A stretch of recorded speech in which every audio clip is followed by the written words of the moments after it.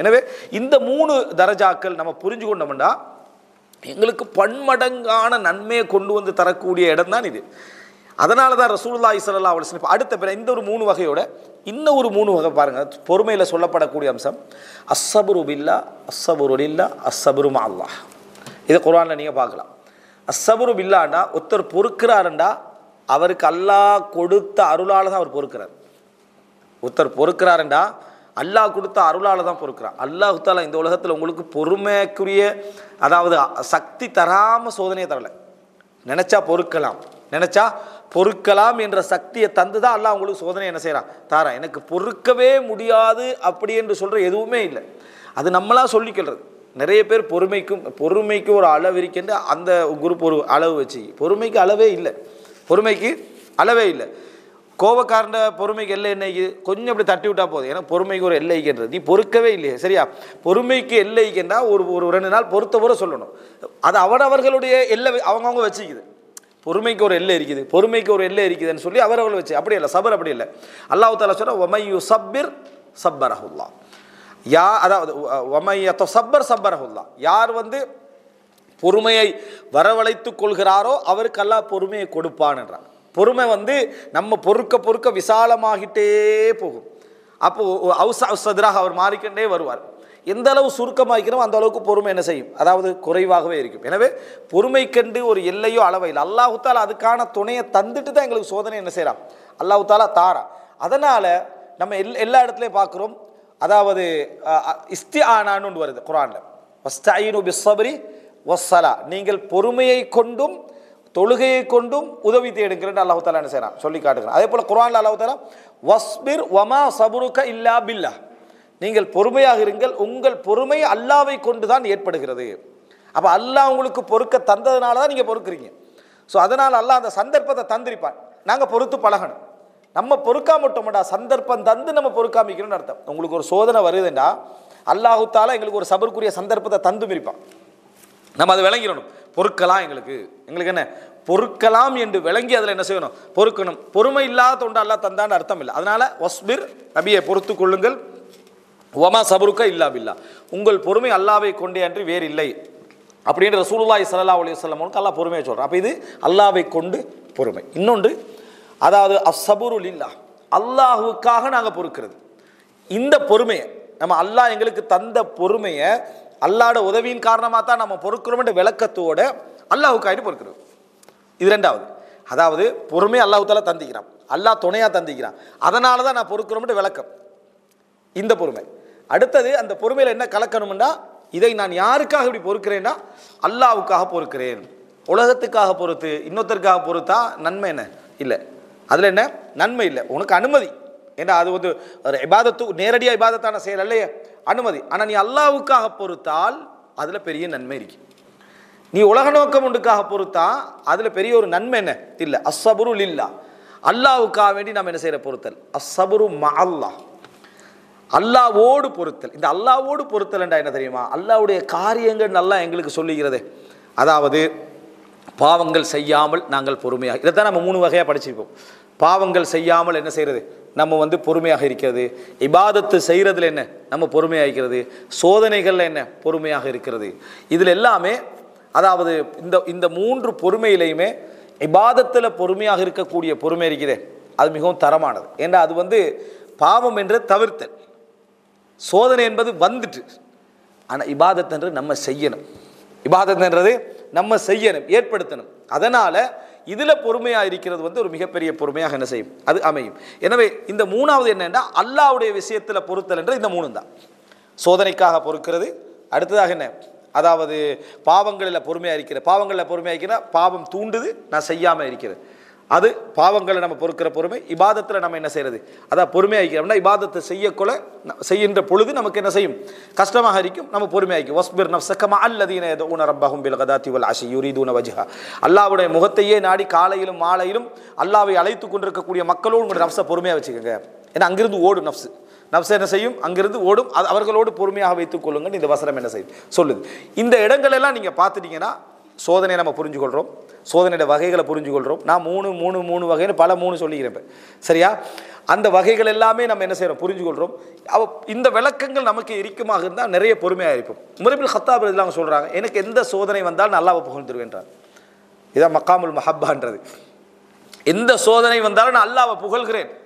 முதலாவது, அது என்ன மார்க்கத்தில் அமையலை, என்ன மார்க்கத்துக்கு அது சோதனை அமையலை. சில சோதனைகள் வந்துடும், தீன் போயிடும், மார்க்கம் என்ன செஞ்சிடும், போயிடும், தொழுகை போயிடும், நோன்பு போயிடும், நம்பிக்கை போயிடும், இபாதத்து போயிடும், அல்லாஹ்வுலே என்ன செஞ்சிடும், சந்தேகம் வந்துடும். அப்படிப்பட்ட சோதனையாக இது அமையலையே, அல்ஹம்துலில்லாஹ், எல்லா புகழும் அல்லாஹ்வுக்கு. வந்த சோதனை இதுக்கு வரலையே. தீனில் நிறைய பேர் சோதிக்கப்பட்டு முர்த்ததாயிட்டாங்களே, தீனில் நிறைய பேர் சோதிக்கப்பட்டு வழிகட்டு போயிட்டாங்களே, தீனில் நிறைய பேர் சோதிக்கப்பட்டு தொலை வராமிக்கிறாங்களே, அந்த மாதிரி எனக்கு சோதனை அல்லாஹ் தரலையே. அதனால் நான் அல்லாஹ்வை என்ன செய்கிறேன், புகழ்கிறேன். ரெண்டாவது, இன்னஹா லம் தகுன் அஅதம மின்ஹா, இதைவிட பெரிய சோதனை அல்லாஹ் தரலையே, அதற்காக நான் அல்லாஹ்வை புகழ்கிறேன்.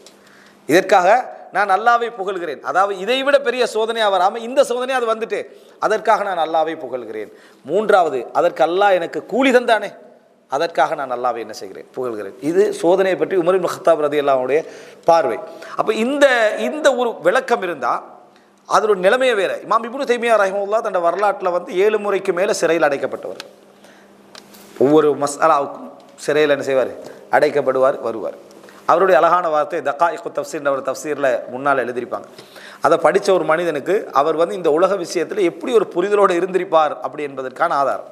அவர் திருமணம் முடிச்சிருக்கல, அவருக்கு பிள்ளைகள் இருக்கவில்லை, அவருடைய 3 சகோதரர்கள் தான் அவருக்கு என்ன செஞ்சாங்க, அவரை கவனிச்சுக்கொண்டாங்க, செலவழித்தார்கள், அவருடைய தவாவுக்கு இருந்தாங்க. சில சகோதரர்கள் அவரோட சிறைப்பிடிக்கப்பட்டிருக்கிறாங்க, அவர் எழுதுகிறாரு, மா யஸ்னா அஅதாஇ பி அன ஜன்னதி வ புஸ்தானி ஃபி சத்ரி ஐனமா ருஹ்து ஃபஹிய மாய் இன் அக்ரஜூனி ஃபஹுரூஜி சியாஹா வ இன் கதலூனி ஃபகத்லி ஷஹாதா வ இன் சஜனூனி ஃபசஜ்னி ஹல்வா மா யஸ்னவு அஅதாஇ பி. என் எதிரிகள் என்னை என்ன செய்து விடலாம்னு கேட்குறார். என் எதிரிகள் என்னை என்ன செய்து விடுவார்கள், என்ன செஞ்சிடலாம் அவங்களுக்கு. எனது தோட்டமும் எனது சொர்க்கமும் எனது உள்ளத்திலே இருக்கிறது, என்ன கல்பில் அது இருக்குது. நீங்கள் எங்கே கொண்டு போய் என்னை விட்டாலும் அந்த மகிழ்ச்சியில் ஒன்றை கூட உங்களால் அதை பறித்து கொள்ள முடியாது. அந்த அல் குர்ஆன் அவருடைய உள்ளத்தில், ரசூல் ஸல்லல்லாஹு அலைஹி வஸல்லமுடைய ஹதீஸ்கள் அவருடைய உள்ளத்தில், இமாம் தஹபி சொல்கிற மாதிரி எல்லா உலூம்கள், எல்லா அறிவும் அவருக்கு முன்காலைக்கும் யஹ்தாருமா ஏஷா வயதுமா ஏஷா, விரும்பினத்தை எடுப்பார், விரும்பினத்தை விடுவார் என்ற அளவில் அறிவு அவருக்கு என்ன முன்னால் இருந்துச்சு. உலக அறிவும் தான், மார்க் அறிவும் தான், எல்லா அறிவும் தான். அப்போ என்ன செஞ்சிடலாம், என்னுடைய இன்பமும் எல்லாமே என் உள்ளத்துக்குள்ளே இருக்குது. என்னை அவர்கள் இந்த ஊரை விட்டு வெளியேற்றினால் அல்லாஹ் எனக்கு அதை அல்லாஹ்வுடைய பாதையில் பயணித்த பயணமாக எழுத போகிறான். என்னை அவர்கள் சிறையில் அடைத்தால் அவர்கள் அல்லாஹ்வோடு என்னை தனிமைப்படுத்துகிறார்கள். நான் யாரோட இருக்க போகிறேன், தனியே அல்லாஹ்வோட இருக்க போகிறேன், ஹல்வா, நான் ஹல்வத்தில் என்ன செய்கிறேன், இருக்கிறேன். என்னை அவர்கள் கொன்றால் நான் அல்லாஹ்வுடைய பாதையில் ஷஹீதாகிறேன். என்னை வேற என்ன அவர்கள் செய்து விடலாம்னு கேட்குறான்.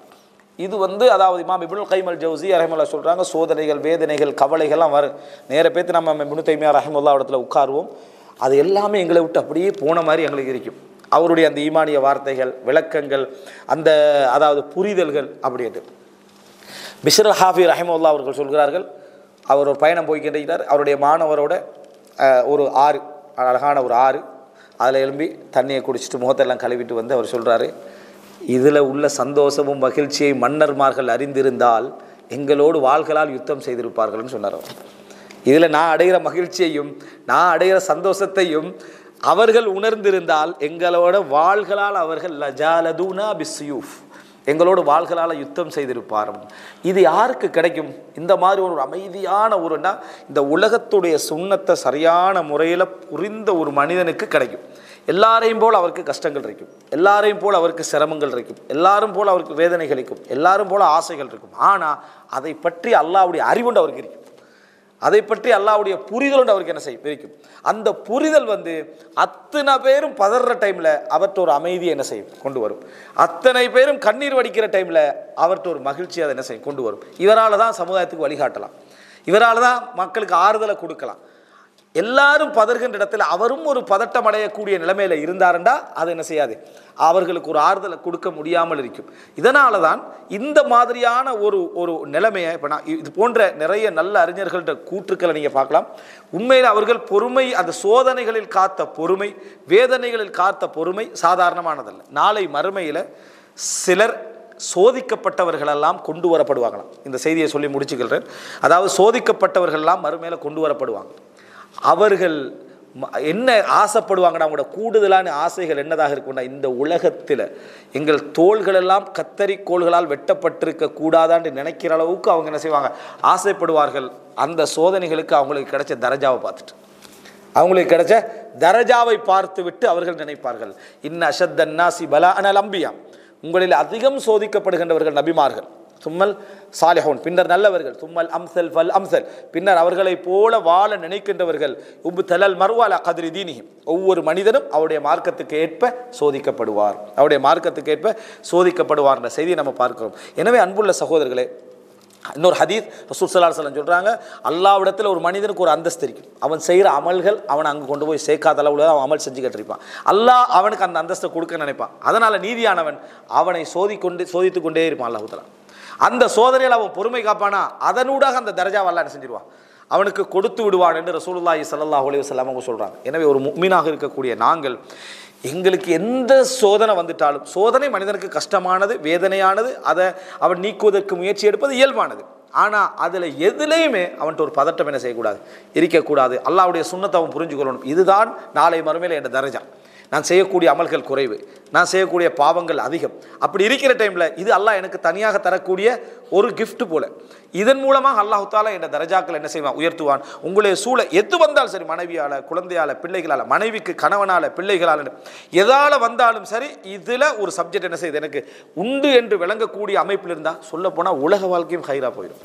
நம்ம யாரோடையும் பதறிக்கல மாட்டோம், தந்தாலும் பதற மாட்டோம், தராது விட்டாலும் பதற மாட்டோம். எல்லா இடத்துலையும் ஒரு அமைதியாக இருப்பு, உலக நட்புகள் அழகான முறையில் என்ன செய்யும், எங்களுக்கு போய்கொண்டிருக்கும். இந்த விளக்கம் கிடைக்குமாக இருந்தால், எனவே அல்லாஹ் ரப்புல் ஆலமீன் இந்த புரிந்துணர்வையும் விளக்கத்தையும் எங்களுக்கு தந்து, இந்த சோதனைகள் தான் ஒரு முஃமினுடைய வாழ்க்கையில் தரஜாக்களையும் அந்தஸ்துக்களையும் கூலிகளையும் நாளை மறுமையில இபாதத்துக்கள் எப்படி தருகிறதோ அதுக்கு மேலாக இந்த சோதனைகள் தான் என்ன செய்யும், எங்களுக்கு நன்மைகளை கொண்டு வந்து சேர்க்கும் என்பதை புரிந்து நடக்கக்கூடிய மக்களாக அனைவரையும் அல்லாஹ் தஆலா ஆக்கியருள் புரிவானாக.